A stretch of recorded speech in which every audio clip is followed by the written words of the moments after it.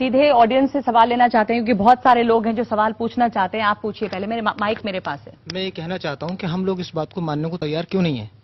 मैं आलिमों से और उलेमाओं से ये कहना चाहता हूँ कि हम सब बैठने के बाद एक राय बनाएं सब, और एक राय बनाने के बाद हम उन लोगों तक पहुंचाएं जो लोग इस बात को जानते नहीं, जिस बात के लिए झगड़ रहे हैं। ठीक है, एक राय बना के पहुंचाएं लोगों तक।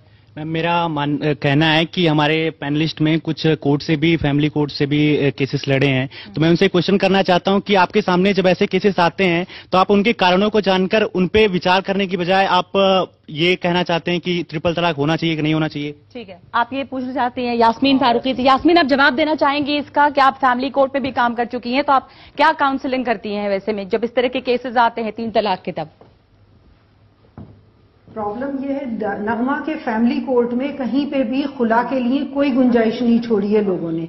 वहां से कोर्ट कोई डिसीजन ही नहीं लेता है। तो ज्यादातर जब औरतें धक्के खाने लगती हैं तो उनकी कोशिश ये होती है कि 3 तलाक मिल जाए तो अच्छा है, या कभी कभी ऐसा होता है कि थानों में केसेस होते हैं और औरतें ये चाहती हैं कि हमें जल्दी छुटकारा मिल जाए। फैमिली कोर्ट में ऐसे कभी कोई मामले नहीं आए जिसमें कि 3 तलाक से जो औरतें पीड़ित थीं और चाहती थी कि ना हो उनके साथ ऐसा? क्योंकि ज़किया, आपका क्या तजुर्बा रहा है? नहीं, एक्चुअली बहुत सारी औरतें हैं जो आज की तारीख में अपने अधिकार के बारे में जान रही हैं और वो ये समझ रही हैं कि उनके साथ जो हो रहा है वो गलत हो रहा है।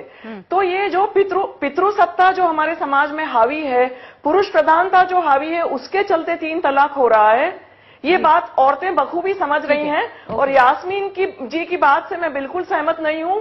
वो वाहियात बात कर रही हैं, झूठ बोल रही हैं वो। एक सवाल ले लूं यहाँ पर। और मैम, मेरा क्वेश्चन ये है कि जो सुप्रीम कोर्ट है इसमें खुद से संज्ञान क्यों नहीं लेता, जबकि यहाँ पे जो संविधान है हमको दिया है कि समान नागरिक संरक्षण इस देश में, वो जो कि यूनिवर्सल सिविल कोड, तो ये खुद से क्यों संज्ञान नहीं लेता, जबकि इतने इश्यूज पैदा कर दिए गए हैं, क्यों नहीं संज्ञान लेता? देखिए, मैं एक बात आपको बताऊं कि ये जो फॉल्स डिबेट है, और मैं बड़े कॉशियसली कहना चाहता हूं, इलाहाबाद हाईकोर्ट ने फॉल्स डिबेट क्रिएट किया है कि संविधान के ऊपर पर्सनल लॉ नहीं है। पर्सनल लॉ मेरा बुनियादी हक है जिसको प्रोटेक्शन आर्टिकल 21 और 25 के तहत है। तो मेरा पर्सनल लॉ, मेरा बुनियादी हक मतलब मेरा संविधान है। और मैं आपको बता दूं, पार्लियामेंट और यूनिफॉर्म सिविल कोड होने चाहिए या नहीं, ऐसे जुड़ी हुई है संगीत रागी यूनिफॉर्म सिविल कोड। ये मुझे बोलने की इजाजत देंगे तब मैं बोल पाऊंगा। उनको बोल लेने मुझे पर मेरी पूरी बात नहीं हो पाई है। यूनिफॉर्म सिविल कोड एक महज एक डायरेक्टिव प्रिंसिपल है, वो उसकी तुलना, और जब बुनियादी हक की तुलना की गई है मिनर्वा मिल्स केस में, और ये तय हो गया है कि बुनियादी हक ऊपर है। बहुत सारे लोग उसके फेवर में हैं, मुसलमान, बहुत सारे मुसलमान भी उसके फेवर में बोलते ऐसा है कि डायरेक्टिव यूनिफॉर्म सिविल कोड लाने के लिए मैं तैयार हूं नगमा जी। मैं ड्राफ्ट बनाऊंगा, ये कह दे कि गौकशी के कानून बैन कर दे जो सिर्फ रिलीजन पे है। ठीक है, ये कह दे। एक मिनट नगमा, सवाल 1 सेकंड। हाँ, मेरा सर से सवाल हुआ कि राजा जनक जी ने जब अपनी बेटी के सीता का विवाह किया था तब अपने स्वच्छंदता से, स्वेच्छा से उन्होंने दहेज दिया था, मतलब एक कस्टम बन गया। लेकिन बाद में इसका इंटरप्रिटेशन हुआ और ये दहेज एक कंपल्सन बन गया, लोगों ने दहेज लेना ही शुरू कर दिया और महिलाएं विक्टिमाइज होने लग गई।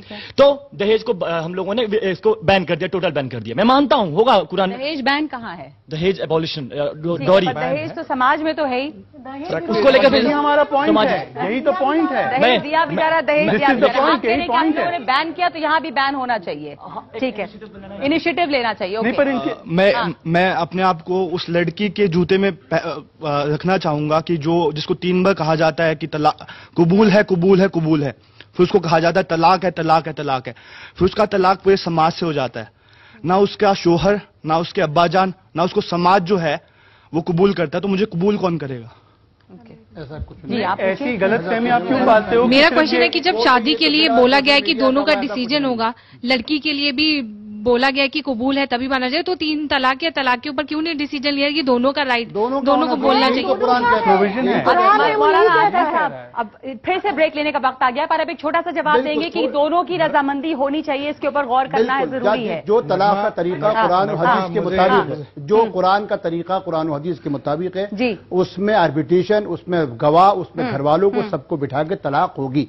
जो 3 तलाक, ट्रिपल तलाक एक साथ थी, वो एसओएस था, जो बहुत ही मुश्किल हालात में जिसकी इजाजत थी, बदकिस्मती से इमरजेंसी एक्ट को परमानेंट डोर बना दिया। नगमा, मैं ये सिर्फ बताना चाहता हूं कि दुनिया के बहुत सारे ऐसे मुल्क हैं जहां पर कोर्ट का इंटरफेरेंस है, स्टेट का इंटरफेरेंस है, और वो मुस्लिम डोमिनेटेड